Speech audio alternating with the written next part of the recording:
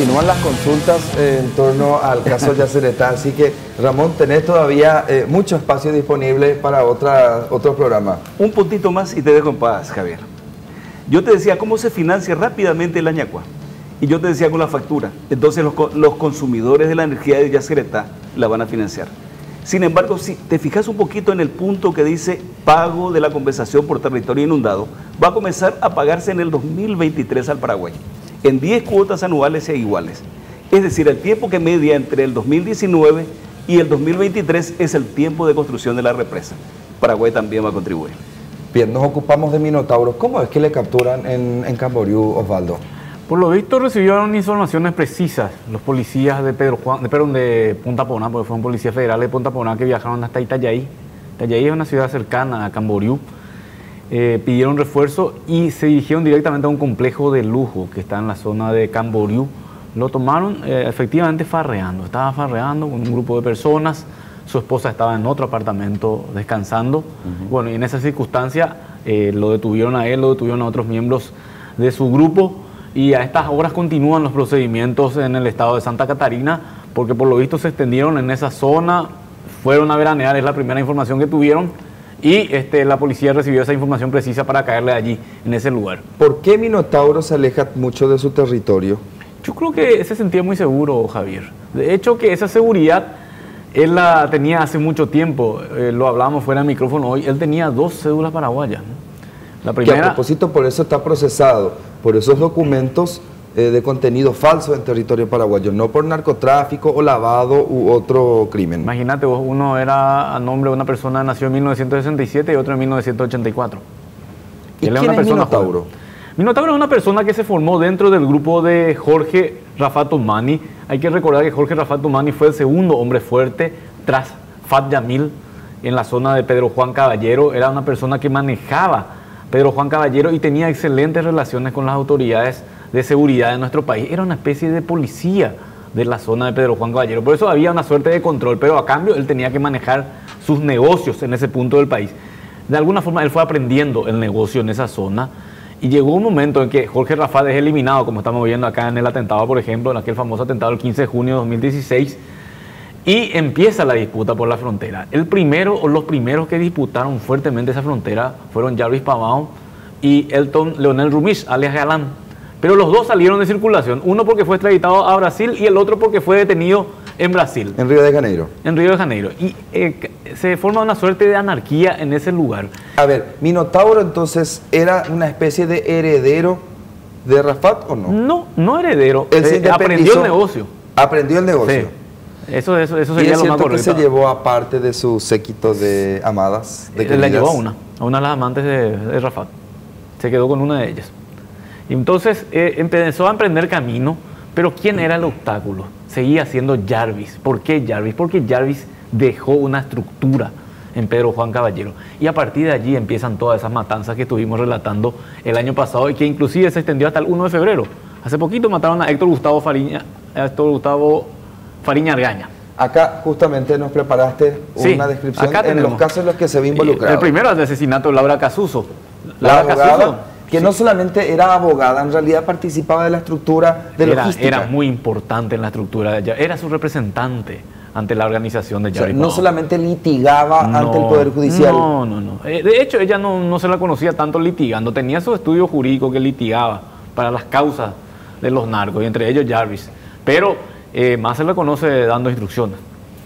Yo te hablaba una vez que había una suerte de gabinete que él tenía. El segundo, Pedro Jiménez Aluz, que es su sobrino. Él se salvó de un atentado. Él manejaba la parte de logística del grupo de Jarvis Pavão.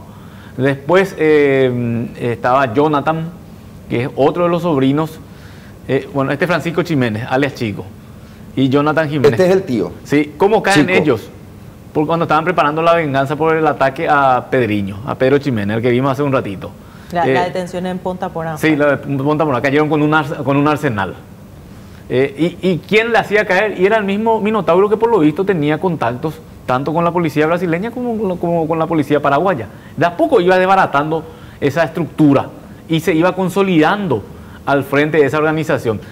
Y después fíjate vos, Francisco Jiménez es liberado y lo termina matando. Apenas después de que fue acá liberado.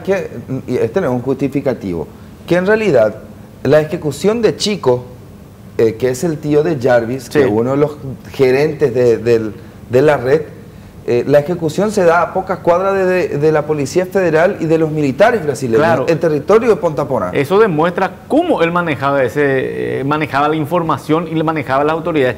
Antes de este atentado hubo otro de una persona de nombre Gustavo Alvarenga, que se le conocía como comandante, manejaba toda la estructura de la aviación, entre comillas por así decirlo, para el narcotráfico. Le desbarató a Jarvis. Les desbarató. Y al punto tal que el 1 de febrero pasado mata a otra persona que estaba diciendo de apellido Fariña Argaña, Gustavo Fariña Argaña.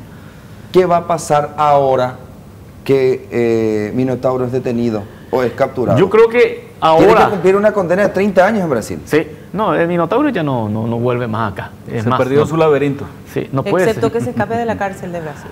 Pero es muy difícil, no es como acá. Si ellos le tienen detenido a alguien como Fernandinho Beiramar, que llegó a ser el número 1 en Sudamérica, es muy difícil que se le escape. No es una Siendo que es situación una similar. persona demasiado, en este momento llegó a ser un pez demasiado importante como para que... Y es muy se pueda- importante para Paraguay también que no venga acá, porque va a ser un problema para nosotros. Es un miembro del PCC, vamos a estar con toda esta historia de la posibilidad de rescate, ¿Pero etcétera, qué va a pasar etcétera. ahora?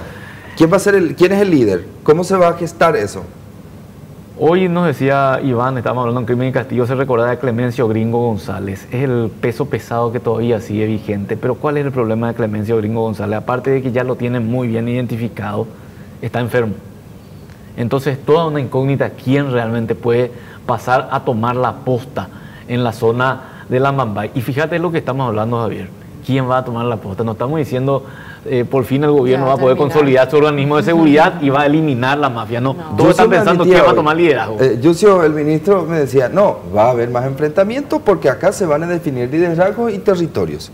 Yo dije, pero Tito, ustedes ya saben que va a haber, sí, lo que nosotros vamos a ir a hacer en la zona es reducir riesgos y evitar que terceros se vean afectados. Nadie te dijo, nosotros en Vamos este a momento terminar. ya tenemos controlada la situación No, y creemos que no vamos a permitir que aparezca otro pez gordo. Ahora está bajando la calidad de los herederos.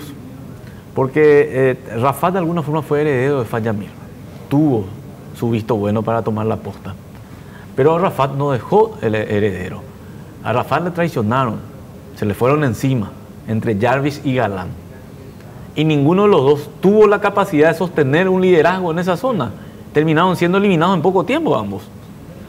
Aparece Minotauro. ¿Y Minotauro cuánto duró? ¿Desde cuándo? ¿Hace cuánto estamos hablando? Estamos hablando de agosto aproximadamente. Un año, menos de un año. Menos un año, ya está fuera. Es decir, no hay una consolidación en esa zona. ¿Y por qué no hay una consolidación en esa zona? Porque los grupos criminales ingresaron en ese lugar y se está volviendo en una anarquía. Es decir, tenemos Comando de la Capital, tenemos Comando Bermello y otras agrupaciones que están pugnando por el liderazgo y en esa anarquía ellos mismos se están Se eliminando. matan entre ellos. Sí. Bien, ahí está la descripción completa de lo que implica la captura de Minotauro.